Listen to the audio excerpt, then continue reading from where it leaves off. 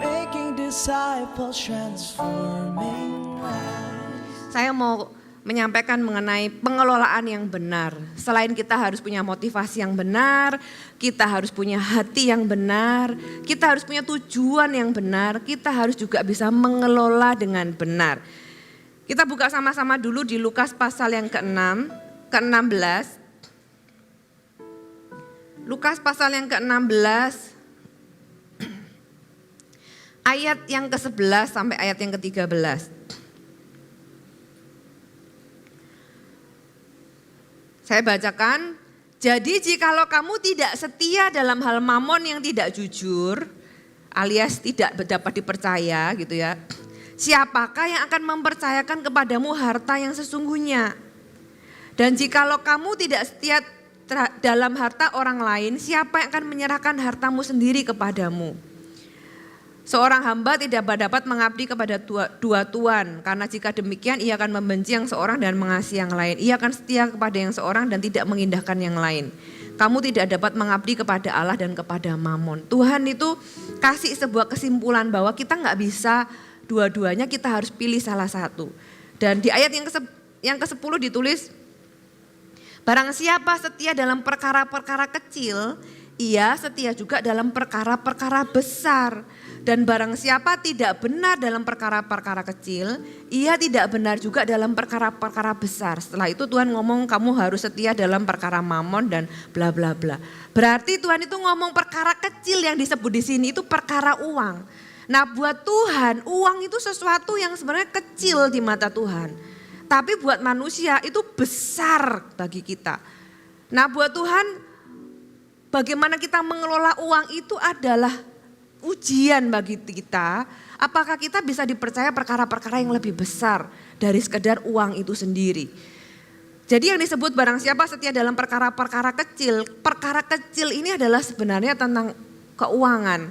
Karena ini adalah kesimpulan dari perikop di atasnya yang akan kita baca mengenai sebuah cerita perumpamaan mengenai bendahara yang tidak jujur.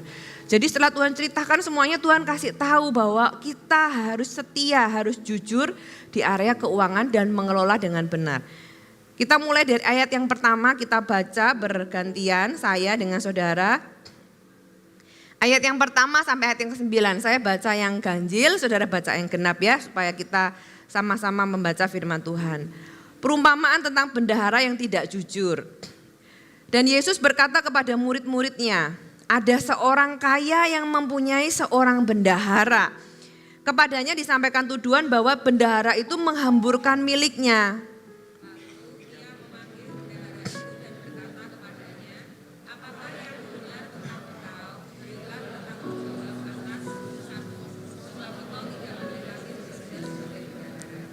Kata bendahara itu di dalam hatinya, apakah yang harus aku perbuat? Tuanku memecat aku dari jabatanku sebagai bendahara. Mencangkul aku tidak dapat, mengemis aku malu.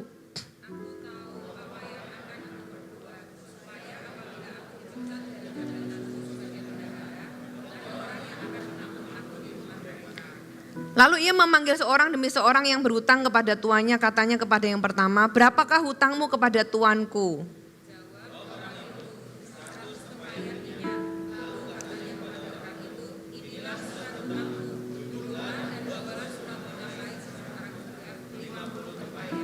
Kemudian ia berkata kepada yang kedua, dan berapakah hutangmu? Jawab orang itu 100 pikul gandum, katanya kepada orang itu, inilah surat hutangmu, buatlah surat hutang lain 80 pikul.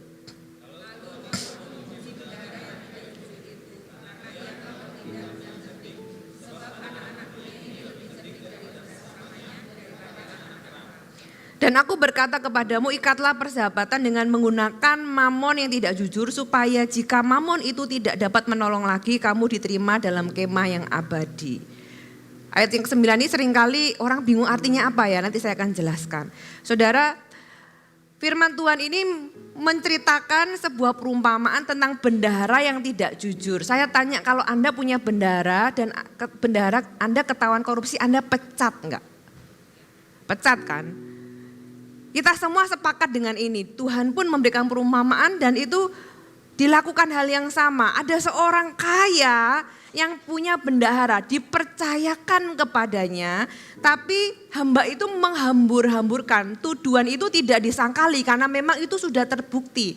Hamba itu atau bendahara itu sudah nggak bisa lagi bikin dalih, karena pasti ketika Tuhan itu konfrontasi terhadap bendahara ini sudah dengan semua bukti yang ada. Nah kemudian dikatakan kamu kupecat, tapi dikasih waktu. Apakah yang kudengar tentang engkau, berilah pertanggungjawaban sebab kamu tidak boleh bekerja sebagai bendahara. Jadi dia dikasih waktu untuk tutup buku lah ceritanya ya, kalau di bahasa kita untuk tutup buku. Nah dia butuh waktu tuh untuk tutup buku karena dia orang kaya yang jadi dia itu wealth management atau apa ya, memanage kekayaan yang enggak sedikit. Jadi dia butuh waktu untuk bisa mempertanggungjawabkan pekerjaannya. Nah selama dia itu tahu bahwa aku nanti bulan depan akan dipecat atau berapa lama lagi selama dia harus membuat laporan pertanggungjawaban itu, dia pikir gimana caranya ya supaya aku ini tetap bisa menghasilkan sesuatu. Karena dia bilang begini, bendahara itu berkata dalam hatinya, apa yang harus aku perbuat? Tuanku memecat aku sebagai bendahara, mencangkul aku tidak dapat, mengemis aku malu. Coba Anda perhatikan di sini, masa sih mencangkul, siapa sih orang yang gak bisa mencangkul? Dia gak mau aja belajar, dia gak mau aja pekerjaan kasar.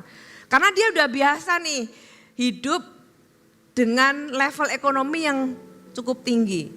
Dia udah biasa mengelola kekayaan yang besar. Tiba-tiba aku jadi orang yang panas-panas mencangkul. Dia bukan gak dapat, dia itu malu dan gak mau. Berapa banyak orang yang ketika dia itu mengalami kesulitan ekonomi, gak mau dari nol lagi. Gak mau dari nol lagi. Padahal ada kok pekerjaan sebenarnya, bukan gak ada pekerjaan. Tapi kadang-kadang orang itu terlalu malu, terlalu gengsi, sehingga gengsinya itulah yang membuat dia tuh nggak bisa bekerja atau nggak menghasilkan sesuatu. Saudara, kita belajar dari ayat-ayat firman Tuhan ini berbicara banyak di dalam kehidupan kita.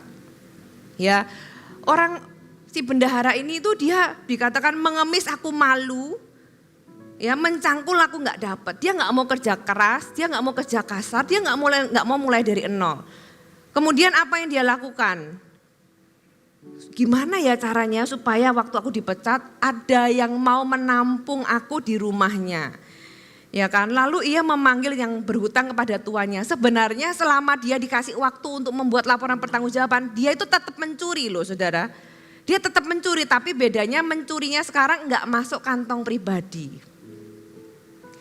Selama ini dia pasti masuk kantong pribadi. Bayangkan orang kaya dia korupsi. Saya tuh sebenarnya punya pertanyaan buat bendahara ini. Uangnya tuh selama ini dikemanain aja coba. Harusnya kalau dia ini orangnya suka nabung, pasti dia punya tabungan. At least dia itu enggak terlalu khawatir, aku masih punya tabungan. Ya dari mana? Dari hasil korupsi. Paling enggak aku punya modal kalau aku dipecat. Kan gitu ya. Tapi gak ditulis sama sekali, malah dia bingung gimana ya.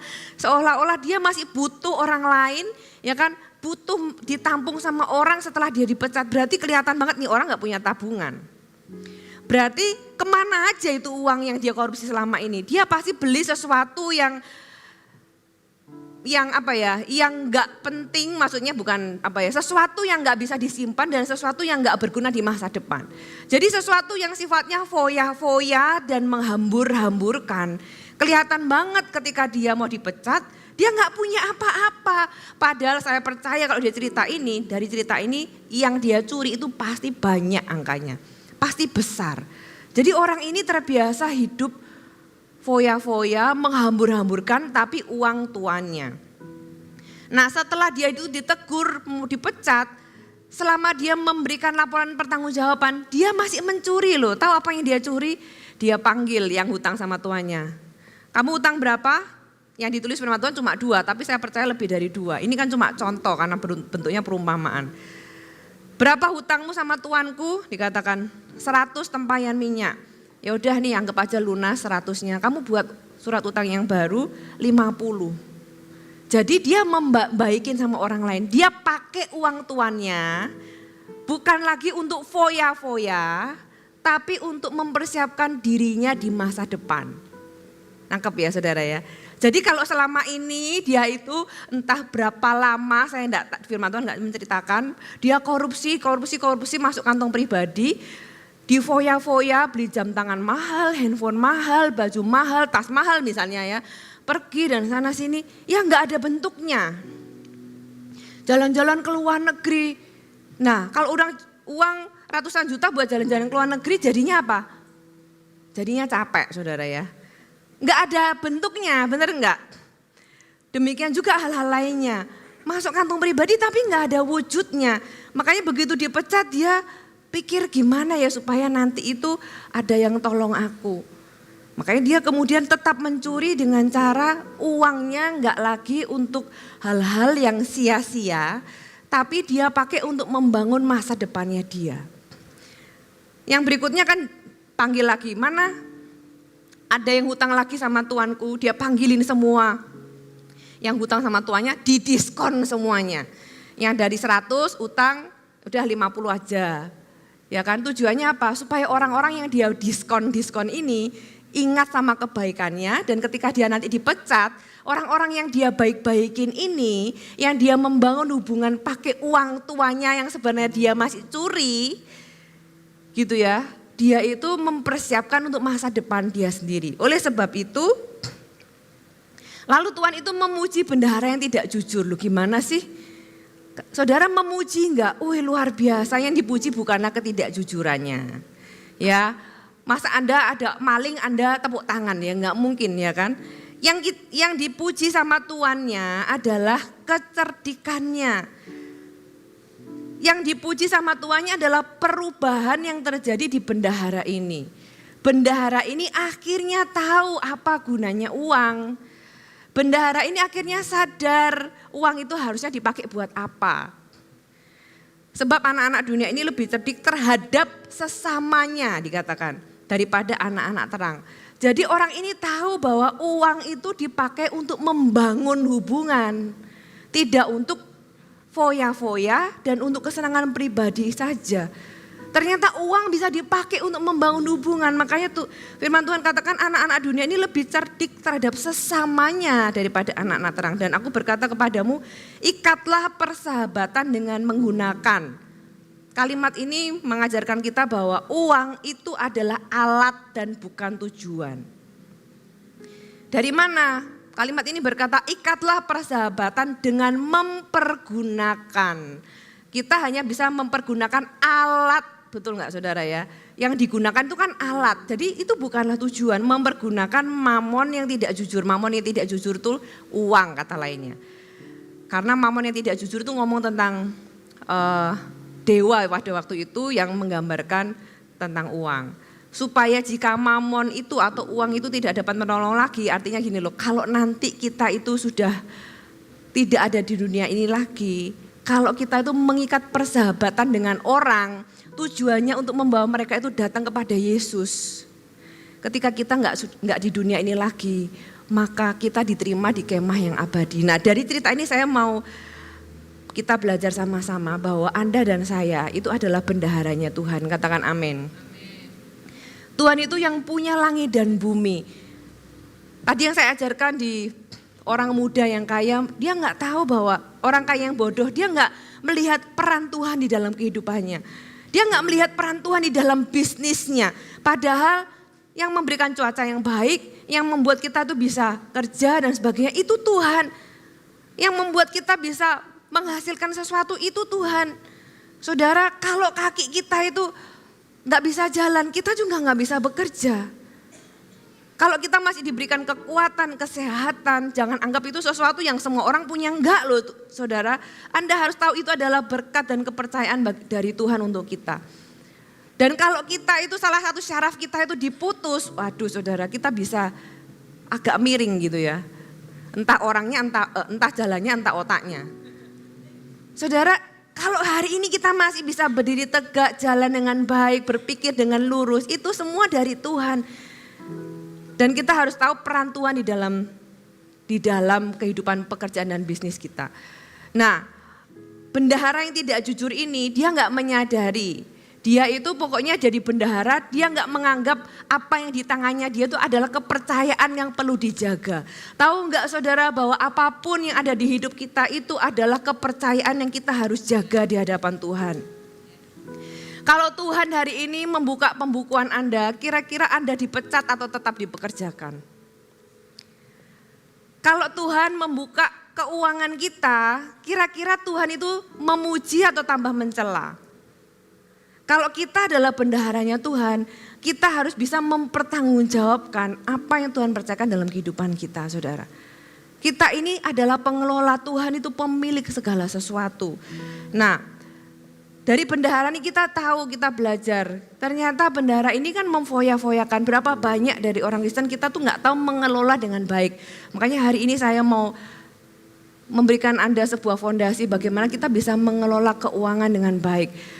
Tuhan adalah Tuhan yang mencukupkan, Tuhan yang memberkati kita. Tapi manusia itu di dalam semua levelnya, walaupun sudah diberkati tetap aja bisa merasa kurang, tetap aja bisa merasa nggak puas, nggak bersyukur gitu ya. Udah seperti itu tambah terjerat ke dalam keinginan-keinginan yang salah yang melampaui apa yang mereka mampu miliki gitu ya. Bendahara ini bukan dia mengambil apa yang bukan miliknya, kemudian dia membelanjakan dengan hal-hal yang ya tadi nggak ada bentuknya, makanya dia nggak punya tabungan. Saudara, kita belajar bahwa Tuhan mau kita punya hidup yang benar di area keuangan. Tuhan nggak mau kita bergantung kepada orang lain karena kekurangan kita. Tuhan mau orang-orang Kristen jadi jawaban dan bukan jadi sumber atau menjadi bagian dari masalah. Dan karena itu kita harus bisa mengelola kepercayaan dalam area keuangan yang Tuhan berikan dalam kehidupan kita. Jangan jadi orang Kristen yang jadi bagian dari masalah dan menyebabkan masalah kepada orang lain karena kekurangan kita. Tapi jadilah solusi malahan bagi orang lain. Nah, pengelolaan yang di dalam kehidupan kita sehari-hari, saya membaca sebuah buku ditulis bahwa pengelolaan keuangan itu dibentuk dari dua hal. 80% karena kebiasaan, entah itu baik maupun buruk. 20% itu karena pengetahuan. Jadi pengetahuan aja itu porsinya cuma 20%. Makanya ada orang itu ikut seminar keuangan, tapi tetap aja terjerat pinjol. Loh kok bisa? Padahal sudah tahu bahwa itu nggak boleh. Nggak usah ikut seminar keuangan, sebenarnya sudah tahu juga kok. Kita dikasih hati nurani dan kita dikasih hikmat sama Tuhan. Tapi karena punya kebiasaan-kebiasaan yang buruk. Nah, kebiasaan yang buruk itu bisa jadi karena latar belakang keluarga, budaya yang diturunkan dari orang tua, dari pergaulan dan sebagainya. Bisa jadi karena tekanan pergaulan, teman-teman punya semua, aku nggak punya semua, Anda ada di tempat yang salah kalau seperti itu. Dorongan yang salah karena gambar diri yang rusak, aku kepengen seperti itu karena apa? Karena menutup lubang. Nah kalau itu yang harus dibereskan hatinya, bukan dompetnya. Hatinya gitu ya. Hati yang salah ingin cepat kaya. Kebiasaan-kebiasaan yang buruk itu lahir karena hal-hal ini. Dan tadi 20% karena kurangnya pengetahuan. Kalau itu saudara, pengetahuan hari ini bisa dicari lah di mana-mana. Di YouTube, di Google, segala macam rumus pengelolaan itu sebenarnya ada. Tapi kebiasaan itulah yang kita harus rubah dan hati kita ini yang harus kita ubah. Prinsip pengelolaan itu sebenarnya sesimpel 3 hal, sesederhana 3 hal. Yang pertama kita belajar mencukupkan diri dengan semua level ekonomi di mana hari ini kita ada. Kita belajar mencukupkan diri. Yang kedua mengatur dengan bijak, saudara bikin perencanaan. Kapan mau keluar, kapan masuk berapa, keluar berapa, tabung berapa, memberi berapa. Semuanya direncanakan, mengatur dengan bijak.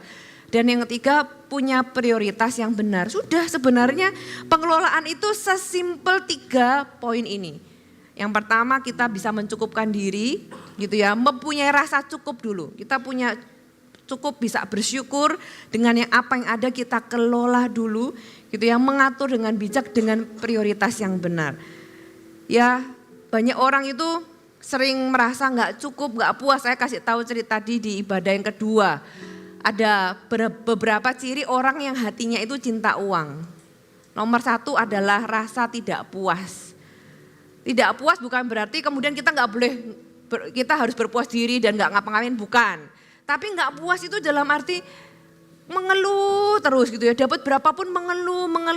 Pengkhotbah 5 ayat yang 10 dikatakan orang siapa yang mencintai uang tidak akan pernah puas dengan penghasilannya. Orang yang nggak pernah puas dengan penghasilannya, bukan saya yang bilang ya, firman Tuhan. Saudara percaya nggak? Kalau kayaknya mukanya masa bener sih, kita buka yuk sama-sama di Pengkhotbah pasal yang ke-5 ayat yang ke-10. Ini yang ngomong firman Tuhan ya saudara ya. Siapa mencintai uang tidak akan puas dengan uang. Dan siapa yang mencintai kekayaan tidak akan puas dengan penghasilannya. Ini pun sia-sia. Sekali lagi berpuas diri dengan memiliki rasa cukup atau berpuas atau puas dengan berkat Tuhan itu dua hal yang berbeda. Yang dimaksud di sini adalah rasanya itu selalu kurang dan kita bukannya mencukupkan diri tapi kita selalu mengeluh, nggak bersyukur. Itu kayak sesuatu yang lingkaran setan. Tadi saya cerita di ibadah yang kedua ya, saya punya asisten rumah tangga saudara. Dengan gaji yang saya berikan cukup baik, dia itu satu kali berkata kepada saya, Bu, saya mau nabung katanya, saya mau beli handphone.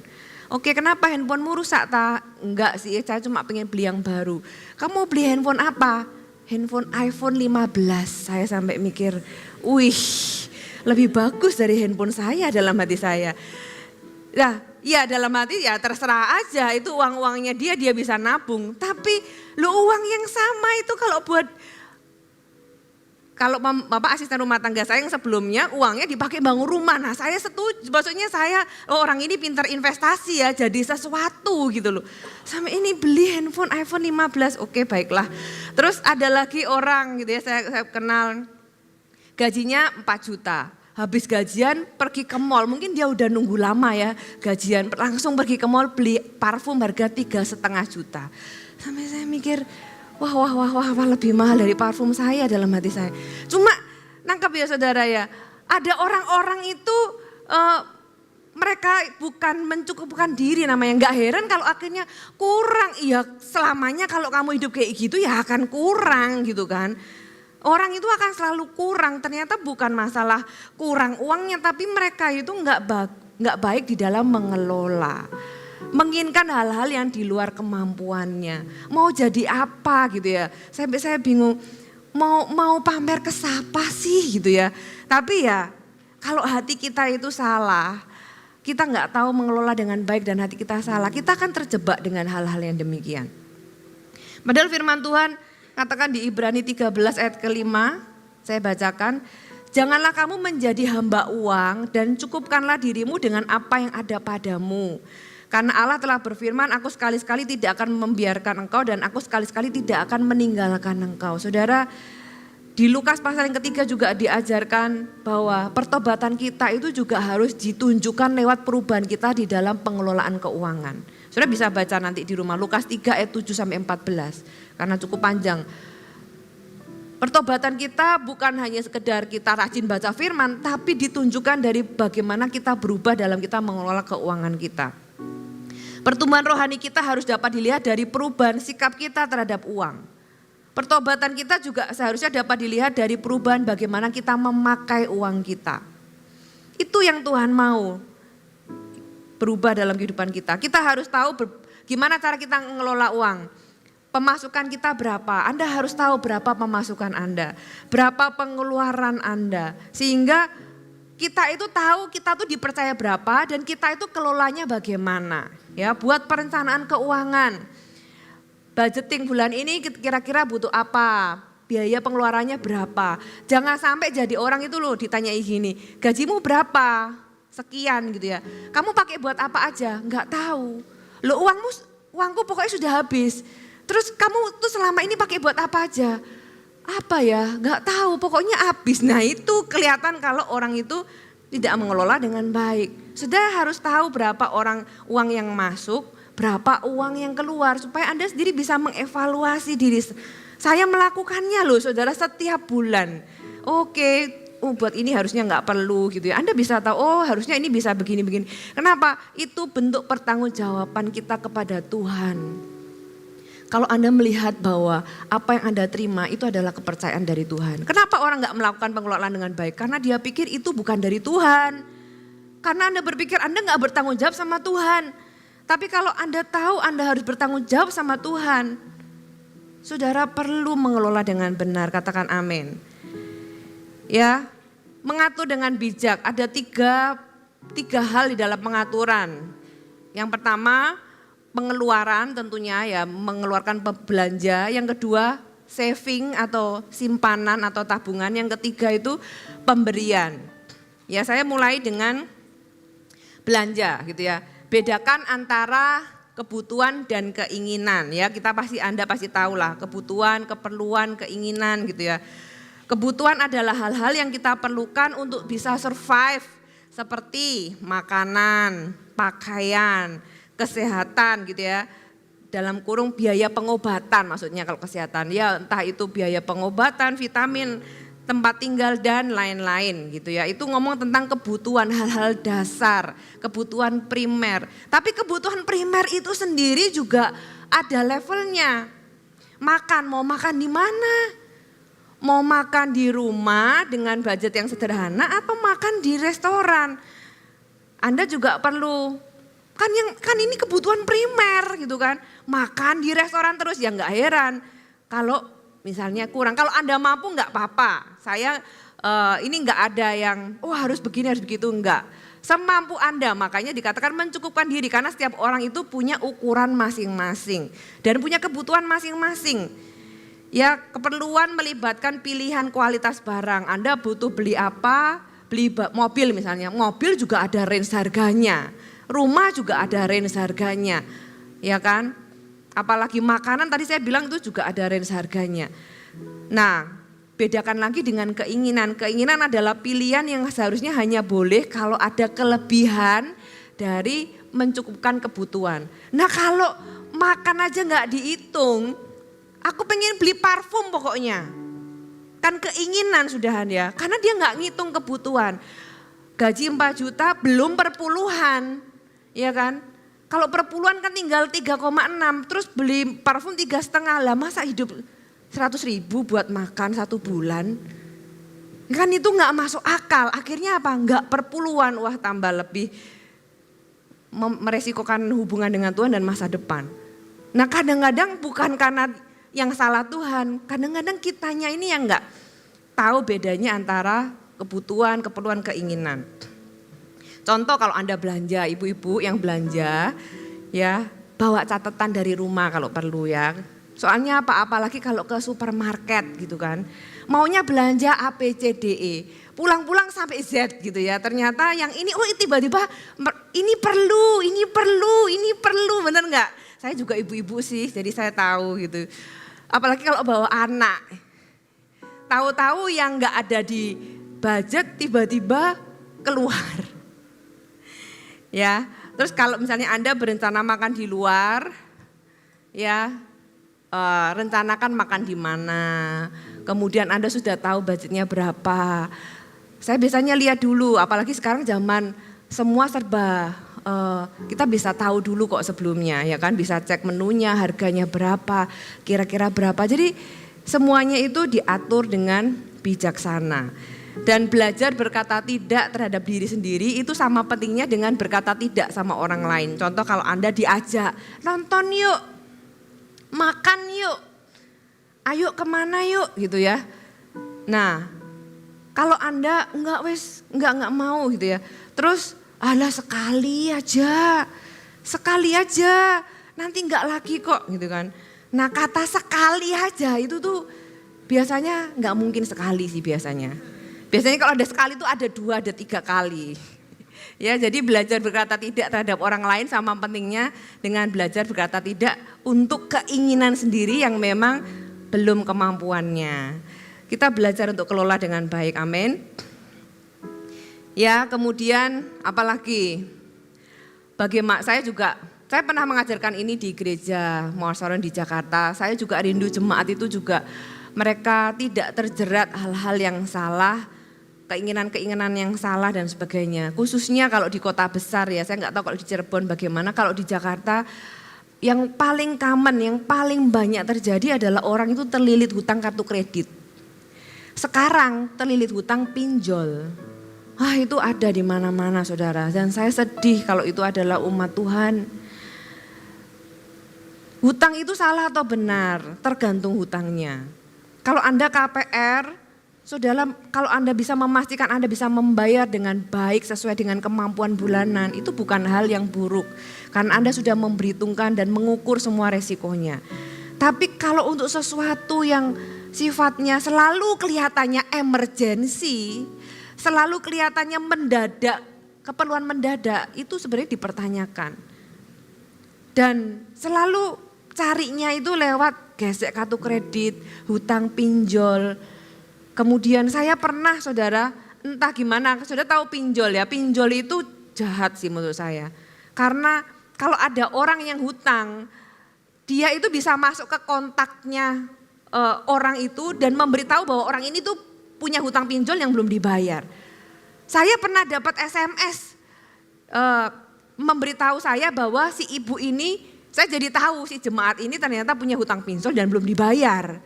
Aduh, saya mikir, ya saya nggak bisa, gimana ya? Yang bisa dilakukan oleh hamba Tuhan adalah menyampaikan kebenaran firman Tuhan. Keputusan kembali ke jemaat masing-masing, baik itu tentang hutang, baik itu tentang perpuluhan. Semuanya kembali ke keputusan pribadi masing-masing. Kalau ada orang yang hidup dari tagihan demi tagihan, ya sudah belanja pokoknya bulan ini pakai gesek. Begitu gajian bulan depan hanya untuk bayar kartu kredit yang dipakai bulan lalu. Saudara, kalau kita punya kebiasaan seperti itu, Anda perlu berhenti. Anda perlu mempersiapkan masa depan Anda. Kenapa? Kalau kita kayak gitu, sebenarnya tanpa sadar kita sedang mencuri dari masa depan kita sendiri. Yang Anda curi mungkin bukan orang lain, tapi masa depan Anda sendiri. Kenapa? Karena masa depan Anda, harusnya uang di masa depan itu sudah Anda curi di masa kini. Akibatnya Anda mencuri dari masa depan Anda, meruntuhkan masa depan Anda sendiri dengan kebiasaan-kebiasaan yang buruk. Dan survei membuktikan, kalau Anda tanya ke bank lah yang punya mengeluarkan kartu kredit, 78% orang itu tidak membayar kartu kredit secara full atau tepat waktu. Akibatnya ada bunga. Saya pernah tuh sekali waktu punya kartu kredit, lupa, makanya saya tutup semua kartu kredit itu, tinggal 1-2. Dulu saya punya beberapa, terus karena tanggalnya beda-beda, bukan gak ada uang untuk bayar, saya tuh terlambat bayar cuma 2 hari, 1 atau 2 hari gitu ya. Dapat kena interest, marah saya dalam hati saya. Kenapa? Loh, uang saya itu kepake untuk sesuatu yang sia-sia. Walaupun itu mungkin interestnya cuma 50.000 atau 100.000, buat saya kayak uang itu saya pakai untuk sesuatu, uang itu terbuang atau keluar untuk sesuatu yang sia-sia. Gitu ya, hanya gara-gara saya lupa bayar telat 1-2 hari. Ya tentu saya harus membayar karena itu konsekuensi kesalahan saya. Tapi karena saya nggak mau itu terulang lagi. Marah tuh dalam hati saya marah kepada diri sendiri ya, bukan marah sama banknya ya. Ngapain saya marah sama banknya juga ya, nggak bisa buat apa-apa. Saya lunasi, habis itu saya tutup. Saya pakai yang memang seperlunya dan saya tentukan kalau saya pakai saya tahu saya harus bisa bayar. Saudara, kenapa? Karena itu terjadi di masyarakat dan Tuhan mau kita enggak seperti itu gitu ya. Banyak orang membelanjakan lebih dari apa yang mereka rencanakan. Jadi kalau Anda hari ini punya kartu kredit dan Anda memakainya secara rutin, pakailah dengan bijaksana. Enggak ada yang salah kok. Uang itu enggak dosa. Tapi hati yang salah terhadap uang itu yang baru dosa di mata Tuhan. Tapi uang, kartu kredit semua itu alat pembayaran. Hari ini kalau di Jakarta jarang orang bawa uang cash. Semuanya sudah di handphone, pakai QRIS, pakai kartu gitu ya. Orang jarang sekarang bawa uang cash. Tapi itu semua cuma alat, nggak ada yang salah. Yang penting adalah bagaimana kita mengelola dengan benar karena kita punya hati yang benar dengan mengetahui bahwa aku ini yang aku punya itu adalah kepercayaan dari Tuhan. Amin. Yang pertama tadi tentang membelanjakan uang, yang kedua dengan cepat tentang menabung atau menyimpan atau saving. Amsal 21 ayat yang ke-20 dalam terjemahan Indonesia sehari-hari. Orang bijaksana suka menyimpan untuk masa depan, tetapi orang bodoh menghabiskan semua yang diperolehnya. Sekali lagi ini kata firman Tuhan. Kalau orang itu menghabiskan semua yang diperolehnya, firman Tuhan katakan dia adalah orang yang bodoh. Ya, Tuhan mau kita menyisihkan sebagian untuk kita simpan untuk masa depan. Apakah itu tabungan untuk sekolah anak, tabungan untuk emergensi, sesuatu yang urgent, atau tabungan apapun. Saudara harus punya sesuatu karena hidup ini kita itu perlu payung sebelum hujan. Ya kan, nggak usah, jangan bilang gini loh, wah itu berarti nggak percaya Tuhan. Itu namanya kita itu realistis. Kita punya iman Tuhan bisa menyelamatkan kita. Tapi kita tahu bagaimana mempersiapkan diri dan Tuhan tidak against yang namanya tabungan. Kalau nggak gitu Tuhan akan bilang, bodoh kamu yang nyimpen buat masa depan, kamu nggak percaya sama aku, harusnya ayatnya gitu. Tapi ternyata ayatnya nggak kayak gitu. Ayatnya berkata orang bijaksana suka menyimpan, bukan pelit ya, beda antara orang yang nabung sama orang yang pelit. Orang bijaksana suka menyimpan untuk masa depan, akhirnya dia tahu untuk apa dia simpan, punya tujuan. Tapi orang bodoh menghabiskan semua yang diperolehnya. Kenapa orang gagal menabung? Karena merasa, walah uang kecil gini ya buat apa ditabung. Uangku setelah aku hitung semua pengeluaran cuma sisa 100.000 emang masih bisa ya ditabung jadi apa. Makanya kadang-kadang dia meremehkan uang kecil, loh jangan salah. Kecil-kecil jadi bukit kalau dikumpulin terus saudara. Ya namanya uang 1 juta kalau kurang 100 ya tetap aja enggak 1 juta. Jadi jangan remehkan uang kecil, saudara perlu belajar menyimpan. Ada banyak kebutuhan yang saling berkompetisi, mau beli ini, mau beli itu, mau beli ini, mau beli itu, akhirnya nggak punya sisa, ya kan?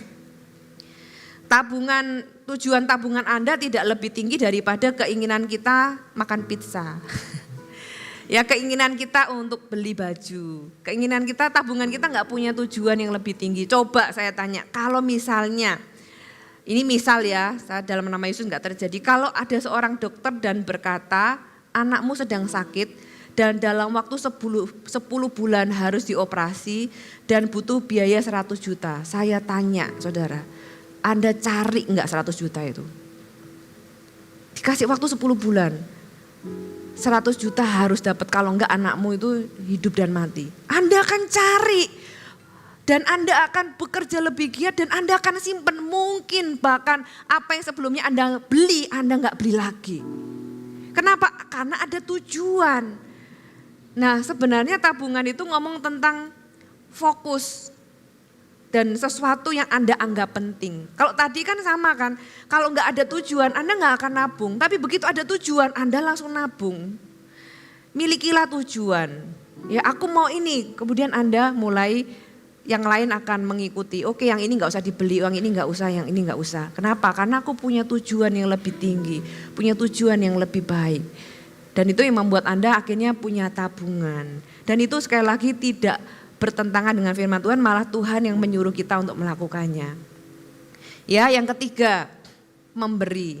Jadi yang pertama tentang membelanjakan, Anda perlu berhikmat, tahu bedanya keinginan, kebutuhan, keperluan. Yang kedua, bagaimana kita harus belajar menyimpan atau menabung. Yang ketiga adalah memberi. Ya, seorang pastor yang bernama John Wesley mengatakan, make all you can, save all you can, give all you can. Saudara, bekerjalah untuk Anda bisa menghasilkan sebanyak yang Anda bisa, tabunglah sebanyak yang Anda bisa, dan berikan sebanyak yang Anda bisa. Jadi itu ngomong tentang sebuah niat. Kita tahu kita harus bekerja, kita tahu kita harus menyimpan, mengelola dengan benar di dalam pembiayaan kehidupan, dan juga kita tahu bagian di dalam penghasilan kita juga perlu memberi, saudara. Tapi ada dasar di dalam memberi. saya bacakan bagi Anda di Mazmur pasal yang ke-50 ayat yang ke-7 sampai 14, Anda harus tahu dasar ini ketika Anda mau memberi. Mazmur 50 ayat 7 sampai 14. Dengarlah hai umatku, aku hendak berfirman. Hai Israel, aku hendak bersaksi terhadap kamu. Akulah Allah Allahmu. Bukan karena korban sembelihmu aku menghukum engkau. Bukankah korban bakaranmu tetap ada di hadapanku? Tidak usah aku mengambil lembu dari rumahmu atau kambing jantan dari kandangmu. Sebab punyakulah segala binatang hutan dan beribu-ribu hewan di gunung. Aku kenal segala burung di udara dan apa yang bergerak di padang adalah dalam kuasaku. Jika aku lapar, tidak usah aku katakan kepadamu, sebab punyakulah dunia dan segala isinya. Daging lembu jantankah aku makan, atau darah kambing jantankah aku minum? Persembahkanlah syukur sebagai korban kepada Allah dan bayarlah nasarmu kepada yang maha tinggi. Saudara, ayat ini berkata bahwa Tuhan itu enggak butuh persembahan kita. Kenapa? Karena Tuhan punya dunia dan segala isinya. Tapi yang Tuhan mau adalah hubungan dengan kita dan hati kita. Ya, jadi dasar kita memberi bukanlah karena Tuhan butuh uangku gitu ya. Oh Tuhan itu aku ini perpuluhan karena gereja butuh uangku. Never. Saya jelaskan ke gereja di Jakarta, di Kelapa Gading, di mana saya ada satu cerita di firman Tuhan, perikop yang lain kalau Tuhan izinkan mungkin next time. Tuhan tuh bisa pakai orang luar kok untuk membiayai. Ada satu perwira dia yang membiayai pembangunan rumah suci. Kalau orang dalam gak ada yang mau membiayai, Tuhan itu bisa pakai orang luar yang bukan orang Kristen untuk membiayai pembangunan rumah Tuhan. Percayalah Tuhan bisa pakai batu untuk memuji Tuhan.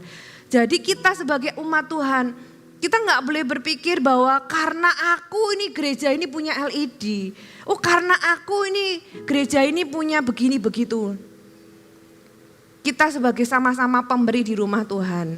Anda dan saya sama. Kita membangun rumah Tuhan, saya dengan Anda sama, saya bukan orang yang menerima uang jemaat masuk, enggak. Saya juga pemberi, saya juga membangun, saya juga menyisihkan uang saya untuk perpuluhan, menyisihkan uang saya untuk breakfast with God, menyisihkan uang saya untuk membeli barang-barang untuk rumah Tuhan.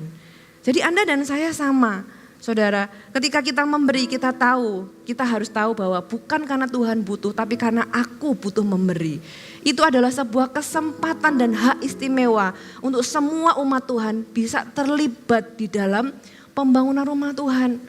Jangan sampai jangan sampai kita kehilangan kesempatan itu dan Tuhan pakai orang lain. Istilahnya gini loh, aku titipin berkat ke kamu, tolong salurin ke rumah Tuhan. Ternyata gak disalurin. Tuhan bilang kalau kamu gak mau ya udah berkatku tak kasih orang lain aja yang mau nyalurin ke rumah Tuhan. Yang rugi siapa? Yang rugi kita. Bukan gerejanya. Gereja ini punya Tuhan. Kalau Anda dan saya tidak mau dipakai Tuhan, Tuhan bisa pakai siapapun, buat Tuhan rumahnya harus tetap berdiri. Tapi Tuhan mau melibatkan kita. Apakah Anda dan saya bisa melihat bahwa kesempatan untuk terlibat di dalam pembangunan rumah Tuhan lewat pemberian kita adalah hak istimewa? Kalau Anda gak bisa melihat itu, Anda perlu bertobat. Itu kayak ada pengemis lewat rumah orang kaya bilang gini, rumah orang ini tak aku yang bangun. Nah, itu ngomong gitu, kalau kita itu merasa karena pemberianku maka rumah Tuhan itu jadi. Saudara, kita harus dengan rendah hati. Harus dengan rendah hati. Saya setiap kali memberi bagi pekerjaan rumah Tuhan, saya berkata Tuhan thank you, aku masih bisa terlibat di dalamnya. Tuhan jangan kapok ya melibatkan aku. Tuhan berkati aku supaya aku bisa memberi lebih. Jadi bukan berkati aku ya supaya hidupku lebih enak, itu otomatis. Tapi tujuan Anda diberkati, Anda harus tahu Anda enggak diberkati hanya untuk kesenangan sendiri. Kembali ke cerita bendahara yang tidak jujur tadi. Saudara, orang ini tidak jujur, tidak tahu bagaimana mengelola uang dengan baik. Tapi akhirnya orang ini tahu bahwa uang itu hanyalah alat. alat untuk membangun hubungan masa depan. Dan Tuhan berkata kalau dia cerdik terhadap sesama manusia, uang itu dipakai untuk membangun hubungan, tidak untuk merusak hubungan. Makanya di gereja Mawar Salon, di CG-CG nggak boleh ada hutang-hutangan, ya nggak boleh hutang satu sama lain. Hubungan sudah baik tiba-tiba pinjam 100 gitu ya. Jadi hubungan yang sudah terjalin dengan sehat tiba-tiba karena ada masalah uang satu keluar CG, satu keluar gereja. Saudara, jangan pakai uang untuk meruntuhkan hubungan, pakailah uang untuk membangun hubungan kata firman Tuhan. Ya, dan enggak cuma membangun hubungan terhadap orang yang kita itu bisa kayak tadi membangun masa depan. Saudara, pakailah uang untuk sarana membangun masa depan Anda baik di bumi maupun di surga. Ingat bahwa uang hanyalah alat, hanyalah sarana bukan tujuan. Amin. Dan apa yang Tuhan percayakan dalam kehidupan kita, jadilah bendahara yang dapat dipercaya. 3 poin. Yang pertama, kita adalah pengelola setiap berkat Allah. Ya, lihatlah apa yang Anda miliki hari ini adalah berkat Allah yang Anda perlu kelola. Yang kedua, punyalah tujuan yang benar di dalam mengelola.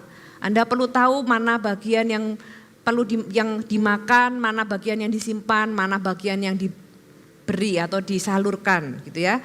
Yang ketiga, jadilah orang yang dapat dipercaya. Kata firman Tuhan, kalau kamu dapat dipercaya di dalam area keuangan, maka kamu akan dipercaya perkara-perkara yang lebih besar. Perkara-perkara yang lebih besar itu bisa bicara tentang kepemimpinan, pengaruh, karunia-karunia. Saudara, itu jauh lebih berharga. Uang itu adalah ujian. Apakah Anda bisa dipercaya perkara-perkara yang lebih besar? Amin.